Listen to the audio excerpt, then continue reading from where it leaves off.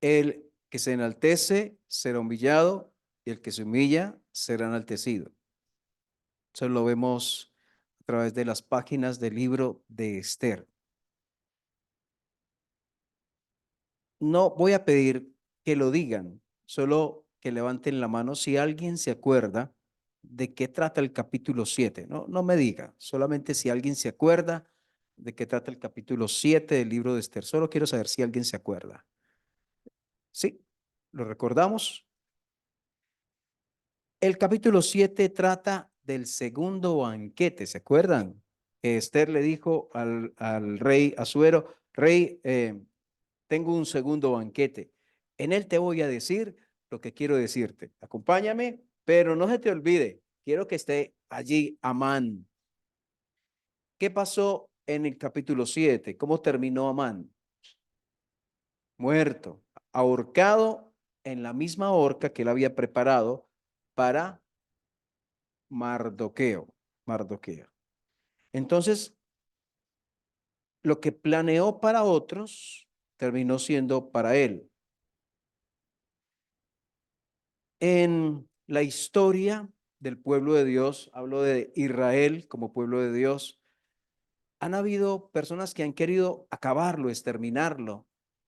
Podemos pensar en Hitler, ¿se acuerdan? Creo que fueron 6 millones de judíos que murieron en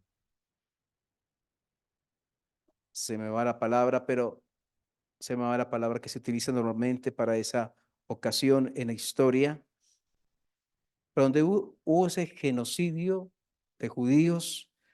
Él quiso acabar con el pueblo de Dios, pero noticia para Hitler es que él murió y el pueblo de Dios aún está vivo. No por ser el pueblo en sí, es por ser Dios quien cuida del pueblo. Y qué lindo pensar en esto, porque el Dios que cuida al pueblo de Israel y que le ha mantenido vivo a través del tiempo a pesar de sus enemigos, es el mismo Dios que cuida de nosotros hoy. Y tal vez pasamos por problemas, tal vez hay personas que no le caemos muy bien, que digamos, o tal vez hay personas que nos pueden incluso odiar, tal vez a veces con razón por la vida que tuvimos antes de Cristo, ¿cierto? Porque tuvimos un pasado sin Cristo y tal vez debido a ese pasado alguien nos odia y nunca nos va a dejar de odiar. Pero ahora que soy hijo de Dios, estoy cuidado por Él, protegido por Él. ¿Qué significa? Que nunca me puede pasar nada malo. No, no significa eso. Significa que el Señor me va a guardar cada día. Significa que aunque pasen cosas que no quiero que pasen, dificultades que no quiera que suceden, Dios va a estar ahí cuidándome, ayudándome. No es que el pueblo de Dios nunca pasó problemas, pero lo que sí sabemos es que el pueblo de Dios fue guardado de la destrucción que muchos planearon para ellos, incluyendo quien aparece aquí en el libro de Esther, Amán, ¿se acuerdan? Amán. Entonces, el que pensó en la muerte del pueblo de Dios, ¿cómo terminó? Muerto. Pero ¿quién pensó en la vida del pueblo de Dios, cómo terminó? Vivo. Y pensamos en Mardoqueo. En 8, versículo 1 dice, el mismo día, ¿qué mismo día? El día en que murió Amán, el día en que fue colgado en la horca, Amán, el mismo día, el rey Asuero dio a la reina Esther la casa de Amán, enemigo de los judíos. Imagínense, la casa del enemigo de los judíos fue dada a una judía. ¿Ven? Fue entregada a una judía. Y Mardoqueo vino delante del rey porque Esther le declaró lo que él era respecto de ella. O sea, que él era quién, quién le había criado, que él era familia, que él era el papá adoptivo, por decirlo así, que él era quien había estado con ella y le había ayudado. Y versículo 2, se quitó el rey el anillo que recogió de Amán y lo dio a Mardoqueo. Y Esther puso a Mardoqueo sobre la casa de Amán. Ahí pueden ustedes hacer dos paralelos como de la vida de Amán y de la vida de Mardoqueo. Lo pueden hacer allí, si quieren en sus notas o luego en casa pueden mirar diferencias entre el uno y el otro. El uno planeó, anhelaba la muerte, la destrucción, el otro lloraba porque hubiera vida. ¿Saben que estoy hablando? No estoy exagerando. ¿Saben? ¿Se acuerdan? Cómo él se entristeció, cómo él se lamentó por el decreto que pedía la muerte de los judíos, pero cómo el otro se alegraba de que ese decreto hubiera sido realizado. ¿Se acuerdan? ¿Se acuerdan? Bueno, entonces podemos ver dónde termina el uno y dónde termina el otro. ¿Y saben en qué estaba pensando? En que a veces somos indiferentes con lo que pasa con el pueblo de Dios. Y pensando, aplicándolo para nuestro día de hoy, el pueblo de Dios, la iglesia. Entonces llega un Mardoqueo, está triste la iglesia. Ay, hay hermanos que están alejados, hay hermanos que están desanimados, hay hermanos que cayeron en pecado y ese hermano está dolido porque hay personas cayendo en pecado. Pero el otro, ¿qué? Él pecó. Pues allá verá, es vida de él. Que él no volvió. No importa. No hay problema, que no volvió. Entonces, a veces nos volvemos tan centrados en nuestros problemas y razones y situaciones que perdemos de vista el panorama que debemos tener también, que es el pueblo de Dios. No es que Mardoqueo no tuviera problemas y estuviera mirando a ver, ay, no tengo nada que hacer, a ver qué hacemos. No, seguramente tenía sus cosas personales, pero Mardoqueo amaba al pueblo de Dios, le importaba al pueblo de Dios. La pregunta es si a mí me importa el pueblo de Dios. Si pasa algo con el pueblo de Dios, yo siento dolor, a mí me interesa, quiero participar, quiero incluirme ahí en la solución. Entonces, ¿será que a Dios le agrada que a mí no me interese lo que pase con la iglesia del Señor? Pase lo que pase, un hermano se alejó, un hermano está en necesidad, un hermano esto y aquello, no importa. Yo estoy bien, lo que importa es que yo esté bien, lo que importa es que yo haga lo que tengo que hacer, los demás ahí verán. ¿Será que Dios quiere que tengamos actitudes como esas? Entonces, que Dios nos dé sabiduría en el cómo involucrarnos, cómo participar, cómo ayudar, cómo, cómo ser parte de la solución en un problema que suceda, pero debe comenzar por una actitud de amor hacia lo que Dios ama. Y cuando yo amo lo que Dios ama, cuando amo a Dios. O sea, el amor a la obra de Dios debe nacer en el amor a Dios, ¿cierto? Si yo amo a Dios, debo amar la obra de Dios. Si yo no amo la obra de Dios, es una evidencia de que no amo a Dios. ¿Cómo puede ser que a mí no me interese un centavo lo que pase con la obra de Dios, pero a la misma vez diga, yo amo a Dios con todo mi corazón? Es una contradicción. Si yo amo a Dios, a mí me interesa la obra de Dios.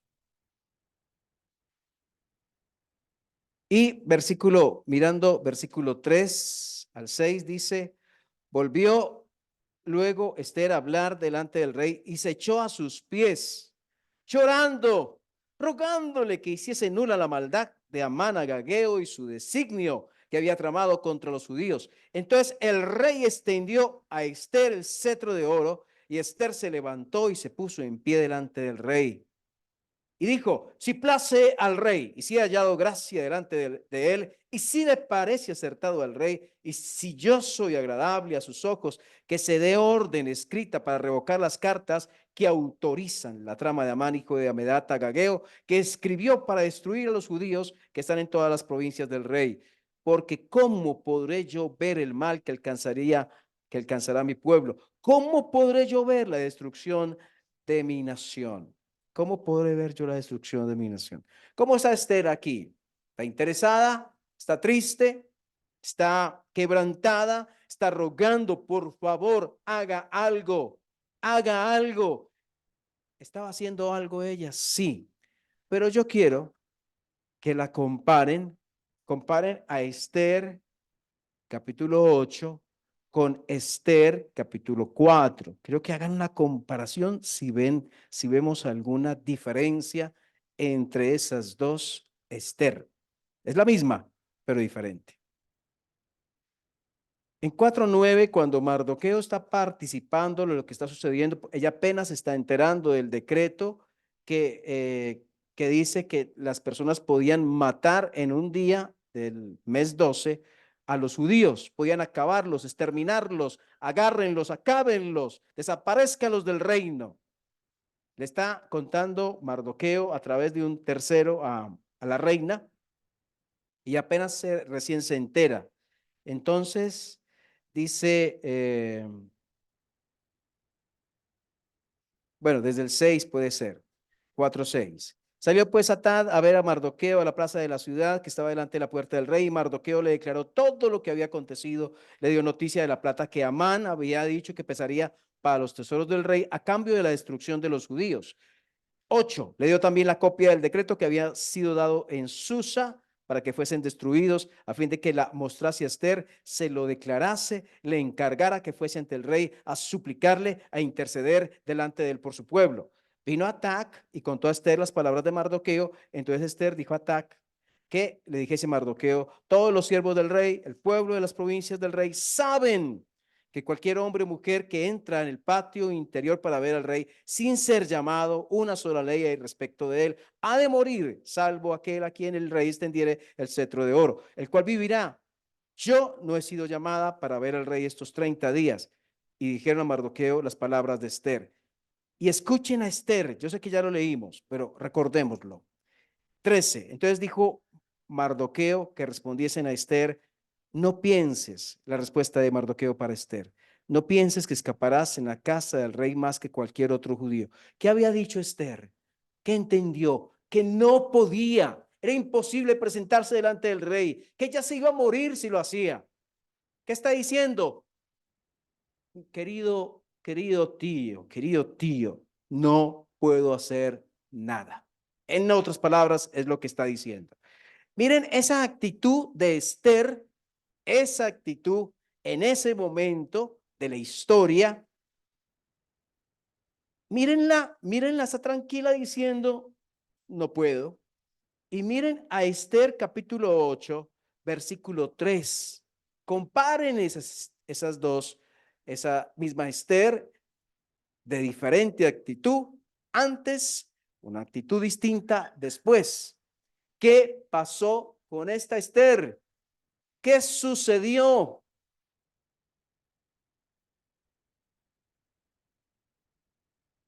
¿Cómo pasó de ser indiferente y ponerse a un lado y decir, qué pena, pero no puedo, a estar incluida, a llorar, a lamentarse, a suplicar por el pueblo de Dios? ¿Cómo pasar de Esther capítulo 3 a sentirse un punto aparte?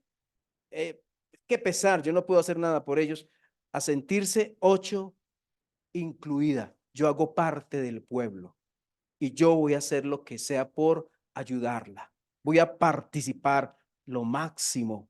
Voy a suplicar, a rogar, a hacer lo que sea para que el pueblo de Dios se salve. ¿Qué ven ahí? ¿Hay un cambio?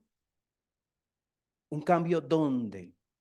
¿Ven que hay un cambio emocional?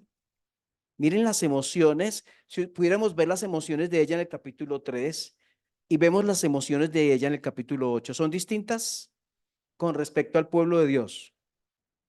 Hay una en el Capítulo 3 hay una indiferencia, una frialdad. En el capítulo 8 hay un interés máximo.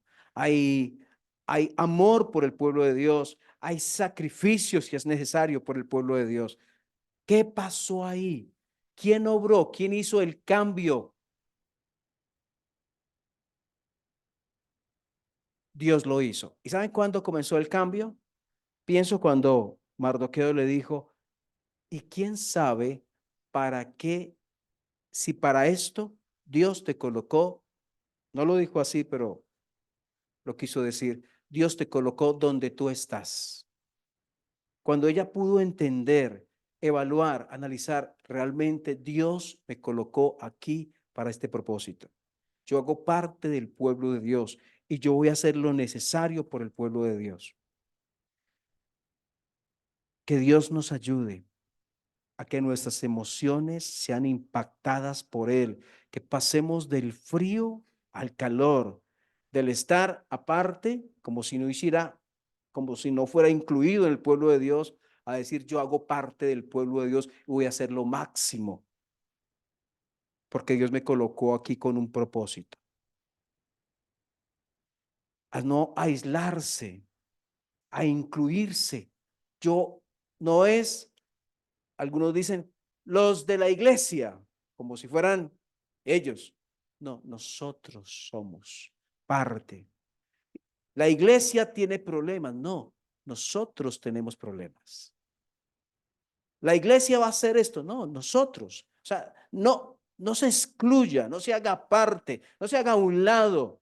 No diga ellos tienen problemas y nosotros, y vamos a ver qué hacemos nosotros para poder ayudar a solucionar algo de lo que hay. Que Dios nos ayude, que nuestras emociones vayan transformando al propósito de Él. Lo que Dios quiere implica que nuestras emociones sean movidas, transformadas, tocadas, transformadas por la palabra de Dios. Porque donde están nuestras emociones está nuestro interés. Lo que le produce a usted emoción, usted le produce interés, ¿verdad? Lo que a usted le gusta, usted hace el esfuerzo. Ahí están las emociones. Y debe haber un amor por ese pueblo de Dios. Y lo había y lo vemos en Esther. ¿Qué cambios Dios puede hacer en nuestra vida? ¿Qué cambios ha hecho Dios en tu vida? Seguramente ha hecho cambios en tus emociones. Por ejemplo, antes tal vez mirábamos este libro, ¡ay, qué pereza, qué jartera, tantas letras, tan aburrido! ¡Ah! Pero ahora sabemos que aquí hay vida, que aquí hay poder, aquí hay gracia. Esta palabra de Dios fue la que transformó el corazón de Esther, no ella, no, Dios lo hizo. Fue la palabra de Dios actuando en el corazón de ella. Y el versículo 7 al 14 dice, respondió el rey Asuero a la reina Esther y a Mardoqueo, el judío, he aquí yo he dado a Esther la casa de Amán. Cuando le piden, haga algo, rey.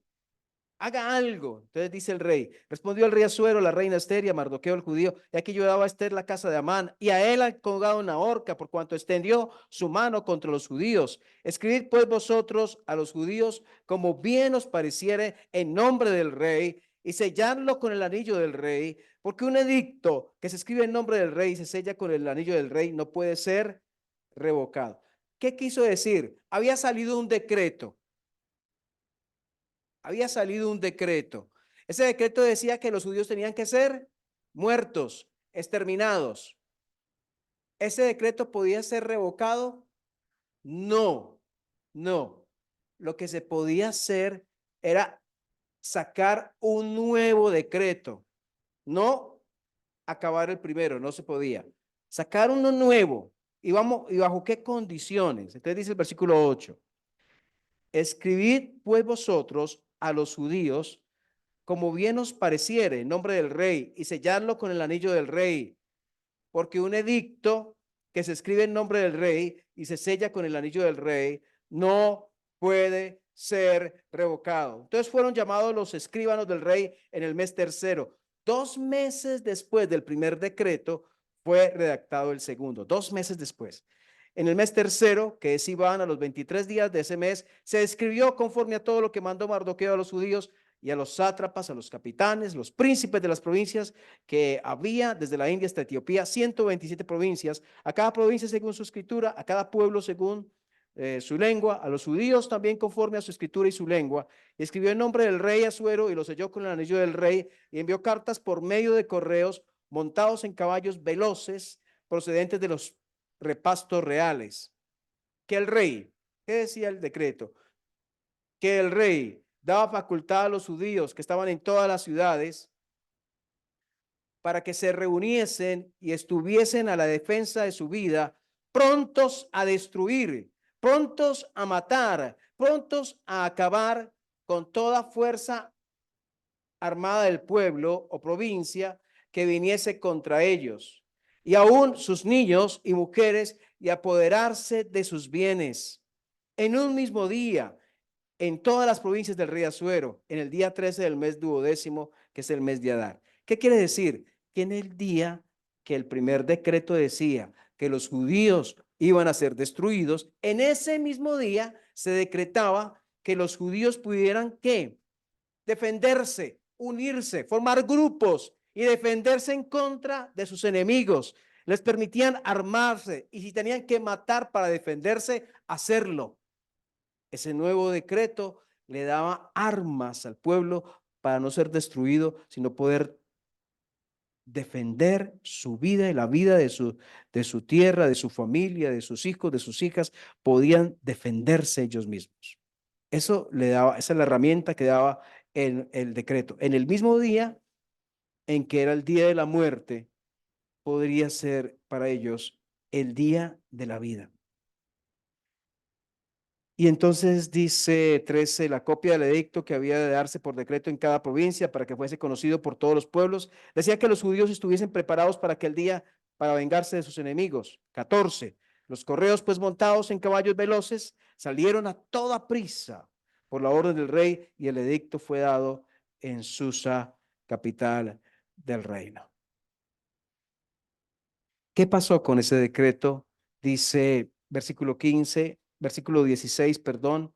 Y los judíos tuvieron luz y alegría y gozo y honra. Y en cada provincia, el 17, en cada ciudad donde llegó el mandamiento del rey, los judíos tuvieron alegría, gozo, banquete, día de placer, y muchos de entre los pueblos de la tierra se hacían judíos, porque el temor de los judíos había caído sobre ellos. El primer decreto traía ¿qué? Alegría, tristeza, dolor, llanto. El segundo decreto que traía gozo, alegría. Entonces pensemos en un decreto que dice, la paga del pecado es, ¿qué trae ese decreto? Trae muerte, llanto, lágrimas, maldición. Pero el segundo decreto dice, el que cree en el Hijo tiene vida eterna. ¿Qué trae ese decreto? Trae vida, esperanza, trae eternidad con Dios. Y nosotros, la iglesia del Señor, somos como los mensajeros que llevamos ese segundo decreto a conocer a los pueblos, donde los que escuchan y creen tienen alegría y tienen regocijo, porque escuchan que en lugar de muerte les espera la vida. ¿Qué privilegio tenemos nosotros de ser mensajeros de ese decreto de vida? El que pensó en la muerte de otros, terminó muerto. El que pensó en la vida de otros, terminó con bendición. Lo pueden ver ahí en Mardoqueo, en el versículo 15. Salió Mardoqueo delante del rey con vestido real de azul y blanco, una gran corona de oro, un manto de lino y púrpura. La ciudad de Susa entonces se alegró y se regocijó. Dios trabaja en las emociones de un corazón que se acerca a Él. Por eso, hermanos, acerquémonos al Señor, que tenemos cosas en nuestro corazón, en nuestras emociones que no están bien, acerquémonos a Él. Él transforma las emociones. Por eso, jóvenes, acérquense a Dios. Usted está interesado en un chico, está interesado en una chica, acérquese a Dios, que Él transforma las emociones a su voluntad, a su propósito. Un decreto que lleva a la muerte, un decreto que lleva la vida y mensajeros que aprisa llevan el mensaje de vida y de alegría. Oramos. Señor, gracias por tu palabra preciosa, palabra de vida y de esperanza, donde también nos habla de la muerte, pero para que no caigamos en ella, para que no vayamos a la muerte.